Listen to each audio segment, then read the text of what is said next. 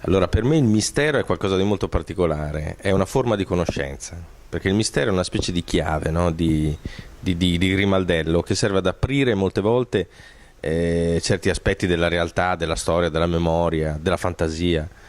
E è una forma molto accattivante di stimolo della curiosità, per cui tu sei colpito da questa cosa misteriosa, hai voglia di scoprire che cos'è e quando cominci ad aprirla con questa chiave riesci a sapere un sacco di cose, per esempio, a recuperare momenti della storia, a capire momenti del presente, a capire delle cose che sono profonde e nascoste. Insomma, il mistero è una forma di conoscenza, come anche la paura, no? Se qualcosa che ti fa paura e tu hai voglia di scoprire che cos'è perché la vuoi togliere di mezzo.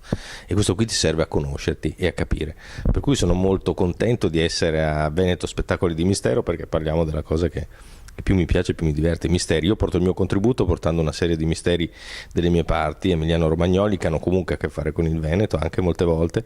Ce ne sono talmente tanti, come sappiamo, che affondano le radici nel passato oppure che hanno a che fare col presente, misteri della cronaca, ma anche misteri non della fantasia, dell'immaginario, insomma, che ovviamente ho soltanto l'imbarazzo della scelta, per cui ne sceglierò qualcuno che spero che sia abbastanza interessante e faccia capire un po' di cose.